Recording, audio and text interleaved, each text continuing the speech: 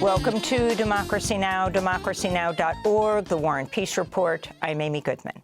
In Yemen, Houthi-run media reports U.S. airstrikes targeting the Ras Issa oil port have killed at least 58 people. Over 125 others were wounded.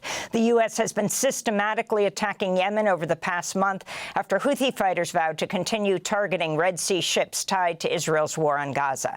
U.S. airstrikes on Yemen have killed over 180 people since mid-March, including many women and children.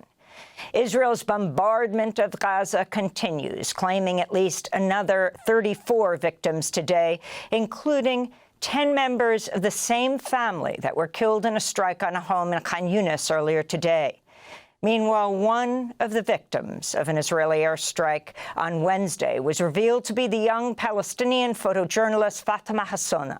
She was killed along with 10 members of her family in Gaza City. She's the subject of a new documentary that was just accepted at the Cannes Film Festival. We'll speak with the director, Sepida Farsi, later in the broadcast. Hamas is calling for comprehensive ceasefire negotiations to definitively end the war on Gaza, including a full captive swap, as it rejected an Israeli interim proposal.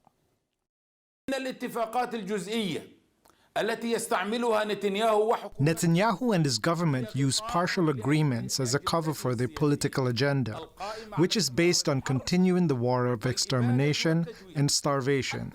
Even if the price is sacrificing all his hostages, we will not be part of passing this policy.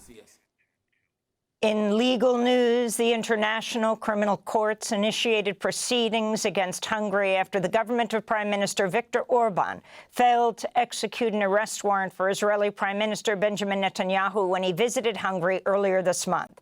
Just ahead of the visit, Orban announced he's withdrawing from the ICC. Netanyahu is wanted for war crimes and crimes against humanity in Gaza.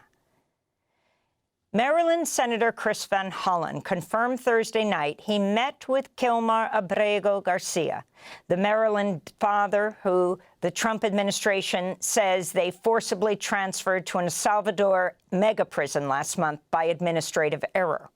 Van Hollen shared a photo of the two seated together at a table in what appears to be a hotel restaurant. Senator Van Hollen traveled to El Salvador Wednesday in a push for Abrego Garcia's release, but had initially been barred from having any contact with him. Abrego Garcia's wife, Jennifer, celebrated the meeting, saying in a statement, "My children and my prayers have been answered," unquote. Meanwhile, in response to the senator's visit, Salvadoran President Nayib Bukele said on social media, quote, "Now that he's been confirmed healthy, he gets the honor of staying in El Salvador's custody." Bukele also wrote, quote, "Kilmar Abrego Garcia miraculously risen from the death camps and torture, now sipping margaritas with Senator Van Hollen in the tropical paradise of El Salvador," unquote. Abrego Garcia lived in Maryland for almost 15 years after fleeing gang violence in El Salvador and is a sheet metal worker. This comes as a federal appeals court ruled the Trump administration must comply with a judge's order for government officials to be deposed over Kilmar Abrego Garcia's case. That judge, Paula Zinnes, is weighing contempt proceedings against Trump officials. In the unanimous ruling Thursday, Fourth Circuit Court Judge Harvey Wilkinson, who was appointed by Ronald Reagan, wrote the Trump administration's acts are shocking, writing, quote, "The government is asserting a right to stash away residents of this country in foreign prisons without the semblance of due process that is the foundation of our constitutional order," unquote. This all comes as ACLU immigration attorney Lee Gallant has confirmed that a group of Venezuelan immigrants currently jailed at the Bluebonnet ICE jail in Texas were told they are at risk of also being expelled from the United States under the controversial Alien Enemies Act of 1798, despite the ongoing legal challenges against its use. The U.S. Supreme Court has agreed to hear oral arguments over President Trump's executive order attempting to end birthright citizenship. As the measure remains on hold, the hearing is scheduled for May 15th, with a decision likely to be issued this summer. Federal Several federal lower court judges have blocked the order, saying it violates the U.S. Constitution's 14th Amendment. Trump signed the executive order on his first day back in office. In other immigration news, Reuters is reporting Secretary of State Marco Rubio is ordering officials to review the social media accounts of visa applicants who visited the Gaza Strip any time in the past 18 years, including for work with aid organizations.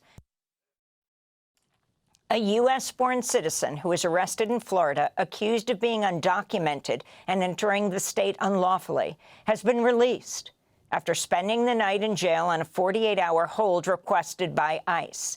Juan Carlos Lopez Gomez is from Georgia and was driving across state lines to his construction job in Tallahassee when he was pulled over, then taken into custody.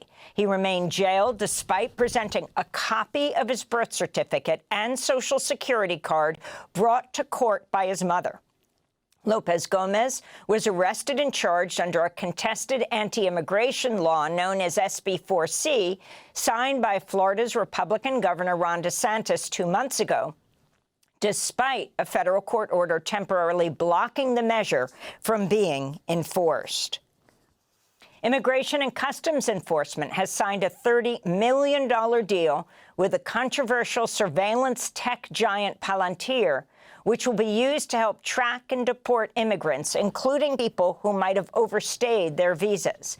A database would also track cases of self-deportation and share data with Customs and Border Protection.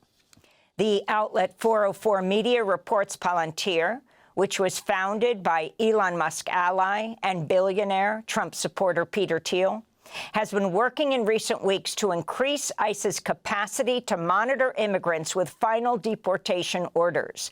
The new agreement is an extension of a contract with Palantir first signed by the Biden administration.